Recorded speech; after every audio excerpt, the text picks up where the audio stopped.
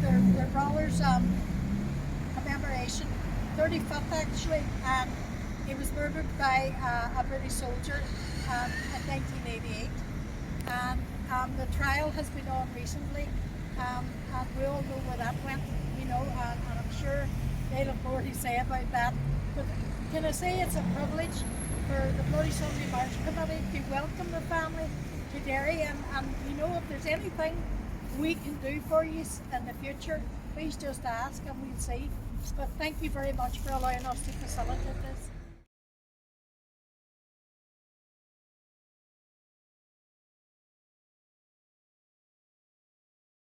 This is Aidan's brother, Vincent.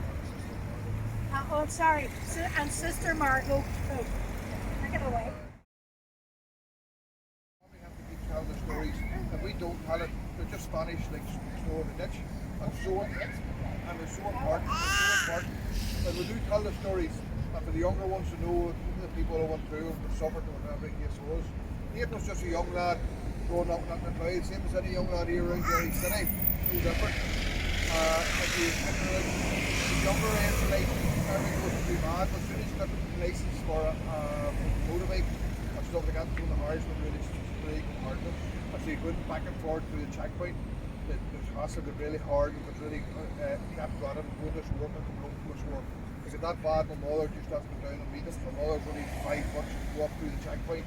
She's a very legendary woman. She was so nervous going through the checkpoint, but she'd have the road speech in the park and she'd just pray to go through the checkpoint, and she'd go down, she'd be dating on the other side and back on into the north through the checkpoint. And that would have been a regular thing to go back and forward. You got a lot of hassle, look at parish priests and all that, helped out at the time and done as much as you could. But at the same time, you're up against a big wall, you're up against the system, and he just got a torture and kept going on him day after day.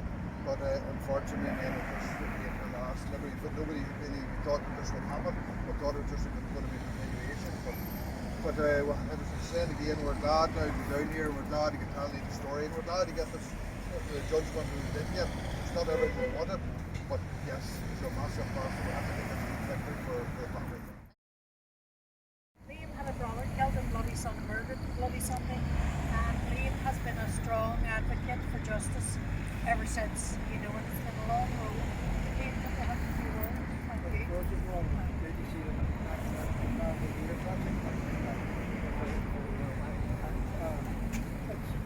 Like our family, first and foremost, a very personal thing. We lost our brother who was murdered. And we have God, he was going to prosecution. All our grandson, we all knew this. We knew the boy from the trigger was just the finger on the trigger. And we knew that the British establishment was secure at that. And the politics behind it and God, Aidan's death was expedient to a bigger cause. And we actually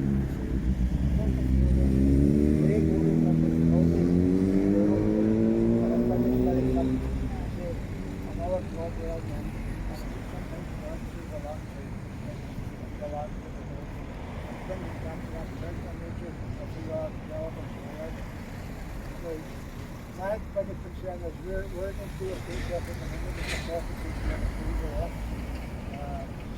And it's crazy when you think about it, 35 years after Aidan's death and 51 after his young 12 hours, and then they die later on in Bloody Sunday, and we're still fighting for justice. And we had the Belfast Good Friday Agreement 25 years ago. And if we think for one moment that the politicians we have now, and all these justice committees, that the PSNI and that the TPS are going to give us justice, we're very foolish. We're only to get justice if we stand up and shout aloud what these people told. So we will say, we want justice, it's not right away, this has to be done. And if it doesn't work, if you look at the state production now, the MI5 still control all the security in here. They still control it. They're still the puppet master. And what are we going to do about it? That's the way to think. If we don't get justice for the past, then there's little hope for the future. And I'd like to think that Aidan's death, the Jim's death and Roller's death, Jim's death, now I'm looking here. And many people here have lost relatives. Yep. And we haven't still got it. And we go and show ourselves what are we going to do about it. And if there's one thing we should do in the memory of these ones we lost, is to make sure that we don't become apathetic in that way.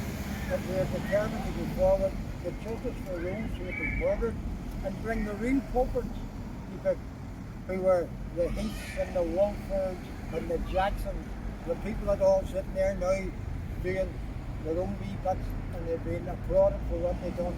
They were criminals.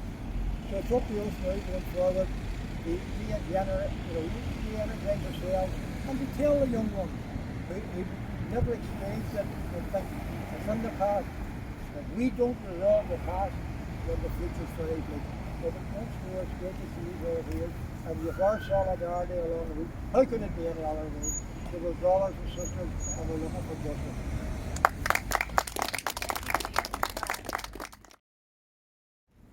Okay, my name is Aidan McAnespie, and I've been ordered to say a few words. And what I has been ordered to say a few words because Betty Doherty, who runs everything, is told not to be too long in the phone. I just want to say this is an appropriate place.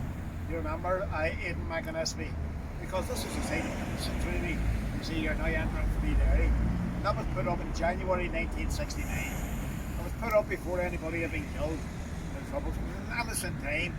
And I've come a long way and down the dark road since then. Nobody, I think, ever imagined that we'd face. In fact, nobody at all foresaw that we were going to have literally decades sort of death and grief and loss years after that Now, death was a stranger to us then, as far as politics was concerned. Sadly, death is no stranger to us anymore. Rather than the murder of Aidan. It was one of the signposts, I think, on the way through the last quarter of a century, 1988, whatever. That is more than a quarter of a century. And, it's very important that we remember people again, not just, within the family world, of course, wherever, but that it's written into the history of this place. As you see, the front page of the memo, 3,000, whatever it is, 500 people died and so on. There are times when only an individual can stand for it. Only when you think of an individual who has suffered death because of the troubles can you come close to the human tragedy and to the human loss that goes with it. And to go down through that valley of tears that has followed us from 1988 until now, you can always see like milestones along it, like gravestones as milestones along the road from 1988, and you can see them marked out. And forever, Aidan McAnespie, because of the way he was murdered, because of the deliberate nature of the way that he was murdered. Open us up. Somebody going about their innocent business for a sporting event and cut down like that. And the fact that when it comes to the crunch, what happens is 3 years suspended for 3 years. I mean, none of us is vindictive. We're very forgiving people. We really are. But when you look at that, you think how little a value is placed upon the lives of ordinary people in particular circumstances. And Aidan's death symbolises that, right? And symbolises the innocence of the dead. And the way we come, and as I say, that's an innocence that we never thought was going to be destroyed when that slogan was put up at 4 o'clock in the morning, the 5th of January 1969. How far away that seems. How far away that seems. And when we all talk about a bright future that was going to come about because the civil rights movement had arisen and so on. That bright future was to be darkened by the death inflicted on us. There was no deaths inflicted and deaths suffered, but there's no question about it. The main reason for the troubles which have engulfed this country has been the murderous nature of the British security forces in relation to innocent Irish people. That's the key reason. You can analyse it any way that you like. But it's been the murder of people like Aidan McAnespie before his death and since his death. That is what has sustained these troubles. When people look at it from outside and they wonder how those sort of kill crazy Irish can run around shooting them all these years. That's the reason. This is one of the most peaceful places. Now, they closed. There used to be a police station just over there. At the bottom, just where that mural is. That was an RUC station. I can remember well when innocent days and that. My mother used to threaten us. This is how innocent we were, how protected we were. I remember my mother said, if you don't come in now, I'm going to get Sergeant Stewart for you. And you're coming. Now that's an innocent thing to say. You know what I mean? And look how far down we've gone and how full of pain Northern Ireland is since then. That's because of cases like Aidan McAnespie's that have sentenced Northern Ireland to the pain and grief that we all went through. That's the way, and that's what we should think of, as well as family, the sympathy for the family and the determination eventually to see justice done. Those are the things that mark out the last all the years of the Troubles. So this is an appropriate place for us to be here. Welcome the McAnespie family. Our house was the only house in Knocknacow that had the black flag for Bloody Sunday. Every daddy had it out, from day one. We were the only house. They did that, and it was Yeah, very yeah. nice to see And this then flag this again. year now is in